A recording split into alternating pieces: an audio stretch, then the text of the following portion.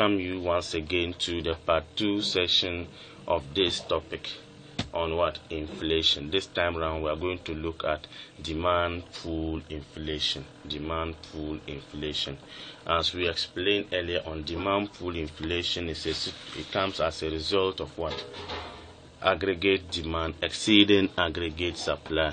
In other words, total production being less than what the economy needs.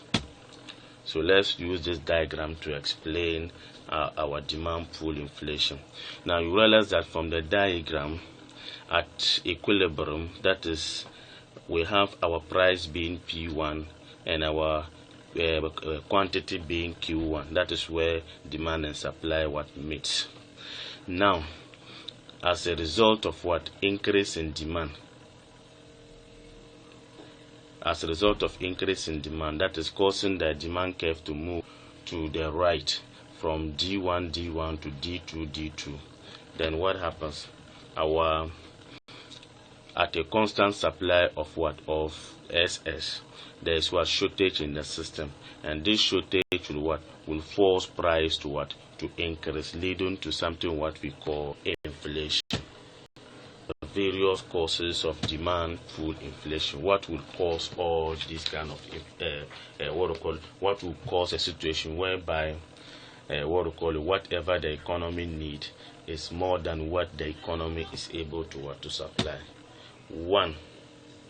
Increase in money supply to finance deficit through printing more currencies without corresponding increase in productivity. In other words, a situation whereby you have more money in the system to the extent that people have money to buy goods and services, but the goods are not readily available. So here what will happen? There will be what? Shortage, and that shortage will force price to increase. 2. Low productivity of goods as a result of lack of inputs, poor weather conditions, widespread of pest infections, etc. 3. Increase in minimum wage. An increase in minimum wage and matched by higher productivity. A situation whereby trade unions agitate for what? For an increase in what? In wages and salaries, without what we call a corresponding increase in productivity. So here there will be more money in people's pocket.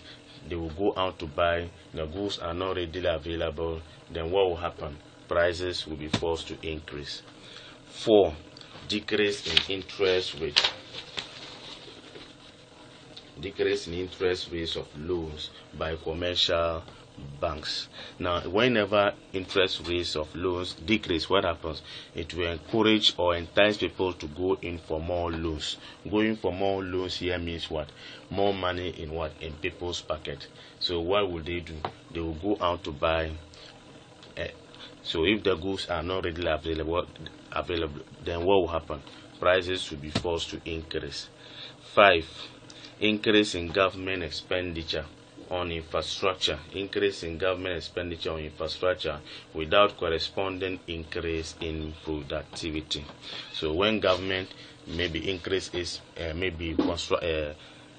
provision of infrastructure like building of schools, hospitals, dams, what will happen? There will be increase in employment. People will get paid. They will go to buy goods. Goods are not readily available. Then prices will be forced to increase.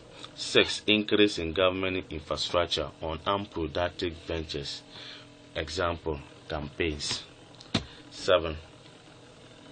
Embezzlement and corruption due to poor control and management of public spending. Then 8. We have smuggling and hoarding of goods and services. Measures that let us put in place to address demand pull inflation. What should we do? 1. There should be tight monetary policies. Tight monetary policies should be put in place, like open market operation, that is buying and selling of the treasury bill. So in this particular case, there should be buying of treasury bills. Increase in bank rate, increase in cash ratio, all should be put in place to reduce the money in circulation so as to reduce aggregate demand. 2. The government can increase taxes, especially on incomes and profits, to reduce disposable income of people and effective demand in their system. 3. The government can also put in place minimum price control in order to reduce buying in the system.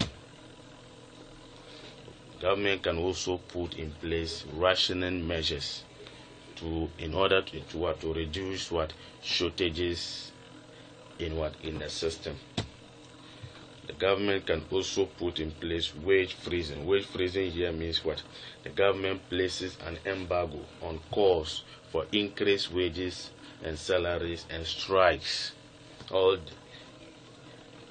may be banned in the system.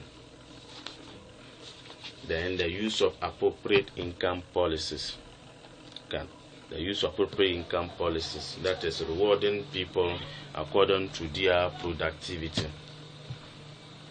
The government should also remove all bottlenecks like corruption and embezzlement in the system.